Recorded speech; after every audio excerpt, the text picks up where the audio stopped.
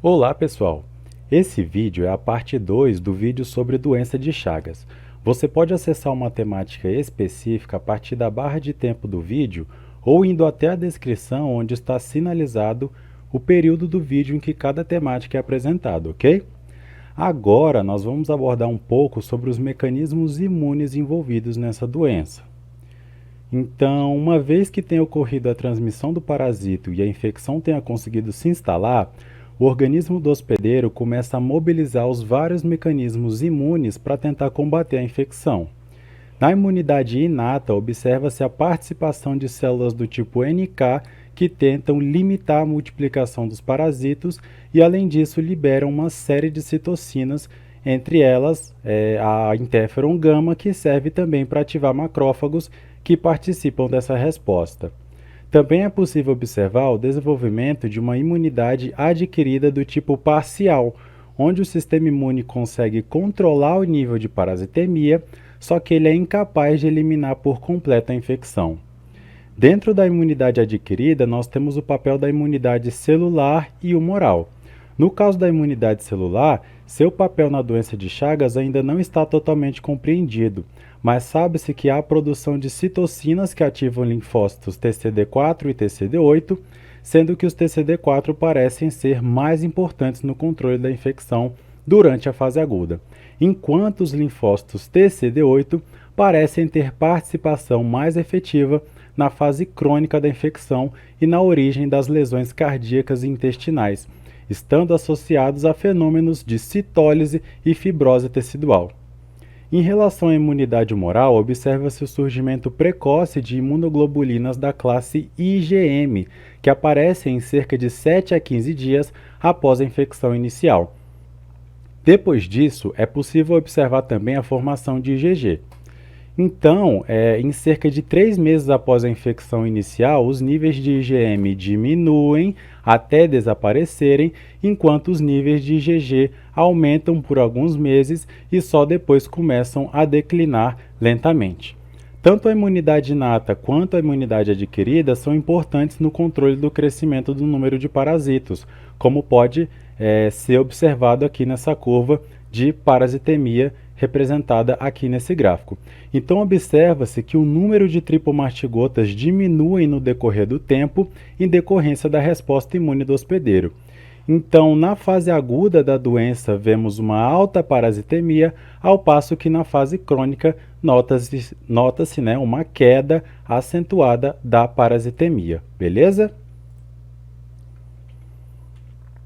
Galera, essa questão de alta e baixa parasitemia é muito importante quando falamos da patogênese da doença de Chagas.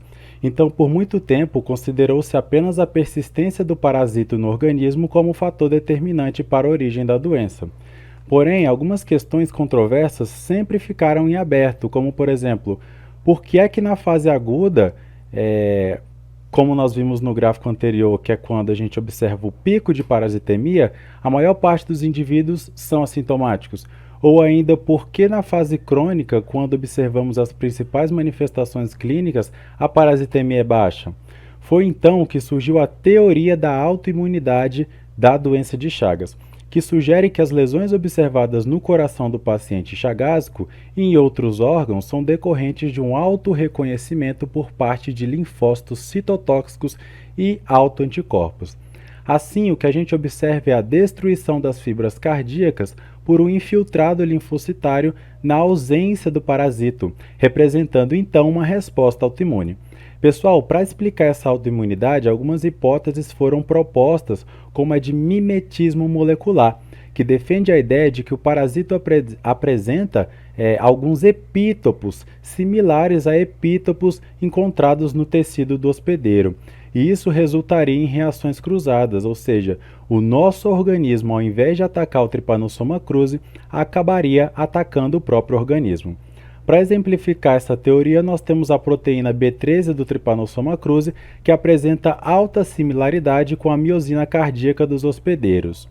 Uma outra teoria sugerida é a ativação policlonal dos linfócitos, ou a chamada ativação bystander, que sugere que o ambiente inflamatório muito rico, ou seja, o ambiente com uma presença exacerbada de citocinas, pode induzir um processamento, né, diferencial de autoepítopos que são liberados pelas próprias células apresentadoras de antígeno, que acabam resultando no autorreconhecimento.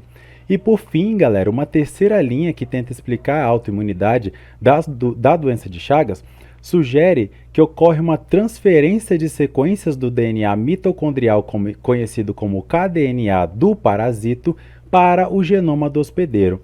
Então, vários estudos conseguiram detectar a presença de trechos do kDNA inseridos no genoma do animal infectado. Entretanto, essa hipótese sempre foi muito questionada porque é muito difícil a definição real do papel da integração do kDNA no desenvolvimento da doença autoimune, já que os hospedeiros que têm o kDNA integrado também apresentam um parasito no seu genoma. E para tentar solucionar essa questão, começou-se a realizar a pesquisa da integração do kDNA em galinhas, já que se sabe que as galinhas são refratárias ao Trypanosoma cruzi, porém elas são suscetíveis à integração do kDNA ainda no período embrionário, ou seja, o kDNA é inserido no genoma da ave ainda no período embrionário, essas aves nascem contendo o kDNA, porém na ausência do parasito, e dessa forma seria possível se avaliar o real papel do kDNA na gênese da doença de Chagas. O interessante é que as aves carregando o kDNA em seu genoma desenvolveram sintomas semelhantes aos observados em pacientes chagásicos, como o aumento do coração, resultando em hipóxia, que ficou evidenciado pela cor arroxeada da crista das galinhas, e também nas alterações no eletrocardiograma das aves. Além disso, a análise histopatológica permitiu detectar a destruição de fibras cardíacas por infiltrados celulares na ausência de ninhos de amastigotas. Pessoal, é importante ressaltar que todas essas três teorias que eu acabei de citar não são excludentes e é provável que o que a gente tem é uma integração de todos esses elementos desde a fase aguda para resultar nas manifestações clínicas que nós observamos na fase crônica da doença de Chagas. E é exatamente isso que propõe a teoria integradora, onde a presença do parasito em diferentes órgãos e tecidos, assim como o mimetismo molecular, a integração do kDNA e o balanço de citocinas seriam em conjunto responsáveis pela lise e pela autodestruição que a gente observa na fase crônica da infecção. Agora que nós já vimos como que funciona, né, todos os aspectos imunes durante a doença de Chagas, nós vamos ver quais são as manifestações clínicas nas diferentes fases da doença. Então, as manifestações clínicas são agrupadas na fase aguda e na fase crônica. Então, o que a gente tem são sintomas característicos da fase aguda e sintomas característicos da fase crônica. Na maioria dos casos, a fase aguda é assintomática e isso está diretamente relacionado com o estado imunológico do hospedeiro e da carga parasitária infectante. Então, indivíduos imunossuprimidos tendem a apresentar manifestações clínicas na fase aguda da doença. O que a gente observa é um predomínio da fase da forma aguda sintomática na primeira infância, ou seja, no bebezinho lá desde o nascimento até os 6 anos de idade. E nesse período da primeira infância, observa-se estatisticamente a morte de até 10% dos casos, devido principalmente à meningocefalite e mais raramente à falência cardíaca devido a um quadro de miocardite aguda difusa, que é uma das manifestações clínicas mais violentas que se tem notícia. Também pode ocorrer manifestações locais de acordo com a porta de entrada do Trypanosoma cruzi, ou seja, caso o triatomínio se alimente de sangue na região do rosto do hospedeiro e o Trypanosoma cruzi entre pela conjuntiva do ser humano, nós podemos observar aqui um edema bipalpebral unilateral conhecido como sinal de Romanha. Caso penetre pela pele, pode ocorrer o chagoma de inoculação aqui representado nessa imagem. Essas lesões que eu acabei de citar aparecem em cerca de 50% dos casos agudos e após 4 a 10 dias da infecção inicial e regridem em cerca de 2 meses depois. Outros sintomas mais inespecíficos que também podem surgir na fase aguda são, por exemplo, febre, dor de cabeça, fraqueza, inflamação ganglionar, hepato e esplenomegalia, ou seja, aumento do fígado e aumento do baço, que o enfermeiro pode inclusive identificar durante o exame físico do abdômen. Às vezes, também pode ocorrer um quadro de insuficiência cardíaca e perturbações neurológicas. Após a fase aguda, os pacientes entram na fase crônica assintomática, que também é conhecido como forma indeterminada da doença de Chagas. Essa forma costuma durar de 10 a 30 anos após a infecção, ou pode até mesmo durar a vida inteira do paciente, como foi o caso da menina Berenice que eu citei para vocês no primeiro vídeo, lembram? Ela tinha a forma indeterminada da doença e faleceu com 75 anos de idade e 73 anos de infecção pela doença.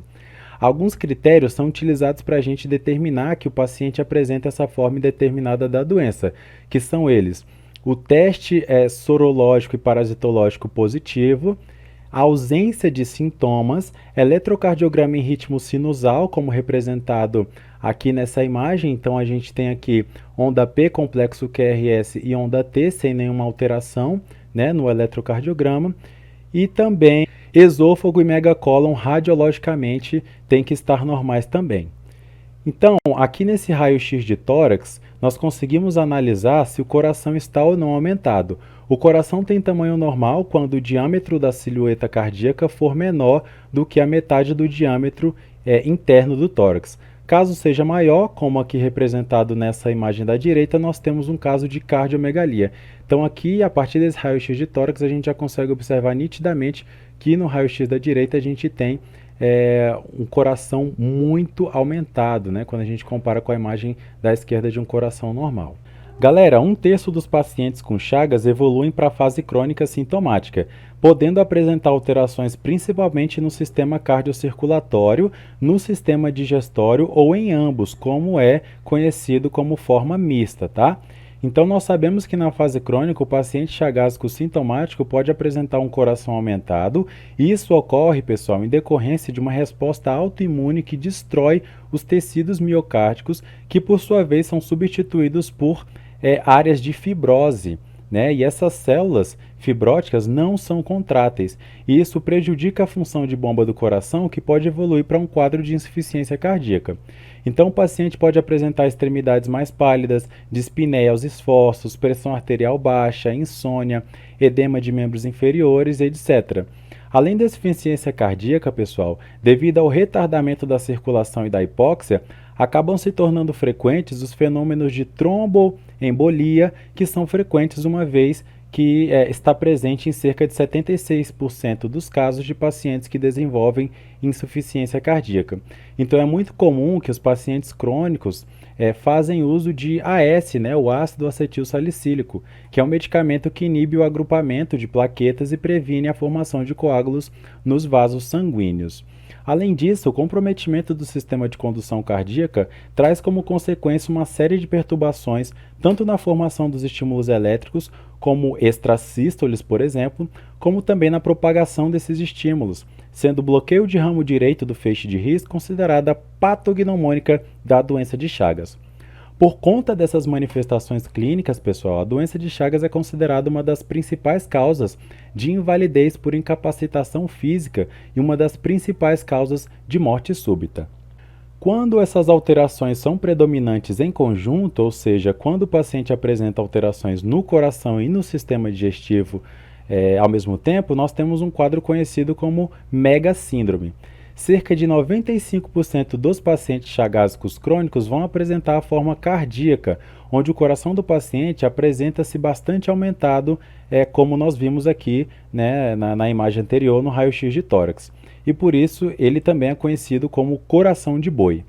Entre 7 a 10% dos casos, observa-se o desenvolvimento da forma digestiva, que são o megaesôfago e o megacólon.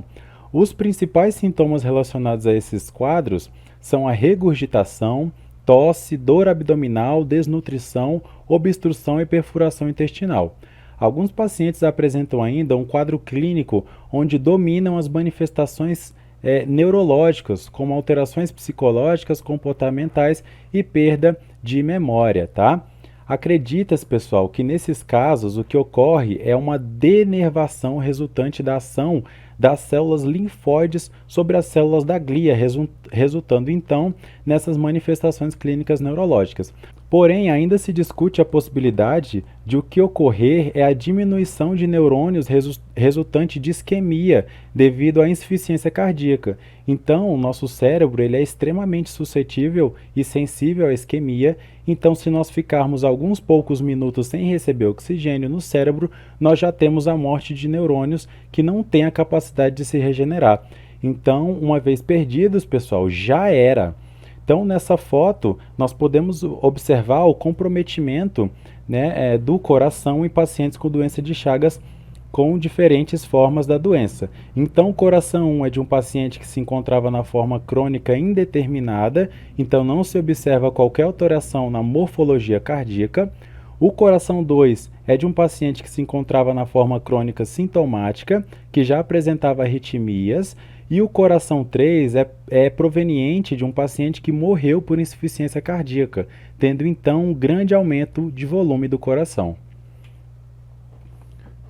Galera, vamos falar agora sobre o diagnóstico da doença de Chagas. Ele pode ser feito a partir de exames parasitológicos e imunológicos. Essa imagem aqui em azul, ela está ilustrando a identificação de tripomastigotas no sangue de um paciente em uma lâmina em que foi realizado um esfregaço sanguíneo de paciente na fase aguda da doença de Chagas. Essa lâmina foi corada com guinça e é possível observar aqui claramente tanto o núcleo quanto o cinetoplasto bem corados. Outra possibilidade, pessoal, é coletar o sangue do paciente e inocular em meio de cultura e esperar os parasitos se multiplicarem e detectar a presença do parasito nas culturas, tá? É possível ainda a realização do método de xenodiagnóstico que eu citei para vocês no primeiro vídeo, que trata-se de um método de diagnóstico indireto quando a gente quer detectar o parasito na fase crônica da doença. Então eu vou resumir para vocês bem rapidamente como é que funciona esse xenodiagnóstico, tá? Resumidamente, os barbeiros são criados em laboratório e eles são alimentados em aves. Dessa forma, eles ficam seguramente isentos da infecção pelo Trypanosoma cruzi, uma vez que as aves são refratárias à infecção. Posteriormente, eles são colocados, né, esses triatomínios são colocados para sugar o sangue do braço de pacientes, né? Então, esses barbeiros eles não estão infectados. E aí, eles posteriormente são mantidos em condições adequadas, né, uma umidade de 70% e temperatura de 26 graus, e após 30 dias, ou se necessário 60 a 90 dias, o conteúdo intestinal dos barbeiros é analisado para tentar detectar a presença do Trypanosoma cruzi. Então, basicamente, prende-se o triatomínio pelo tórax com uma pinça e com a outra comprime-se a ampola retal para colher gotas de fezes. Essas fezes são então colhidas sobre uma lâmina de microscópio com uma objetiva de 40 vezes e esse método, pessoal, chega a alcançar de 30 a 69% de sensibilidade. E por fim, há ainda a possibilidade de exame de PCR, tá? É interessante ressaltar, galera, que o resultado parasitológico geralmente é positivo na fase aguda, quando a parasitemia é alta, e há uma tendência dos resultados parasitológicos apresentarem resultados negativos quando o paciente se encontra na fase crônica. Nesse caso, o resultado é via teste imunológico, que é o mais utilizado. O diagnóstico sorológico pode ser realizado via ELISA ou imunofluorescência, que são utilizados em pacientes na fase crônica da doença, uma vez que nesse período é detectado, né, a presença de anticorpos no organismo do hospedeiro. Na ELISA, há uma placa que é sensibilizada com antígenos e o soro do paciente é colocado em cada buraquinho desse daqui, ó. E quando há reação antígeno-anticorpo, ocorre uma mudança de coloração. Na imunofluorescência, as lâminas são previamente sensibilizadas com antígenos do parasito e quando se coloca o soro do paciente junto com um conjugado fluorescente, há uma reação que é observada no microscópio de fluorescência pelo pesquisador. Essas duas técnicas, pessoal, são utilizadas em conjunto, então se ambos os reagentes forem positivos, o diagnóstico do paciente é positivo, tá? Porém, se ambos forem não reagentes, o resultado é considerado negativo. Se apenas um dos testes for positivo, recomenda-se repetir o exame. Se continuar com a discordância após a repetição, recomenda-se enviar a amostra para um laboratório de referência. Isso acontece devido às reações cruzadas, por exemplo, com antígenos de leishmania. Vamos ver agora como é feito o tratamento da doença de Chagas. Existem duas drogas que são utilizadas, tá? Que são o benzonidazol e o nifurtimox. Apenas o benzonidazol tem autorização da Anvisa aqui no Brasil para ser comercializada, tá? Pois o nifurtimox ele é altamente tóxico. O Ministério da Saúde indica o tratamento para casos agudos e a droga é eficaz, então ela elimina os parasitos e também é indicada nos tratamentos dos pacientes recentes, ou seja, crianças abaixo de 12 anos e adultos com 5 a 12 anos após a infecção, tá? Porém, o Ministério da Saúde não indica o tratamento com benzonidazol para casos crônicos com cardiomiopatia, porque foi demonstrado através de estudos que o tratamento para esse tipo de paciente não faz diferença, tá? As drogas apresentam muitos efeitos colaterais, como neuropatia periférica e reações cutâneas. O tempo de tratamento gira em torno de 30 dias e, além disso, existem medicamentos antiarrítmicos que são utilizados, né, nos pacientes crônicos e também intervenções cirúrgicas do megaesôfago e do megacólon, que também são alternativas para o tratamento. O critério de cura, segundo o Consenso Brasileiro em Doença de Chagas, é a negativação parasitológica e sorológica após exames repetidos, e o PCR também tem sido utilizado como critério de cura. Em relação à profilaxia, ou seja, como nós podemos evitar a doença de Chagas, uma das formas mais importantes é a melhoria das condições de moradia.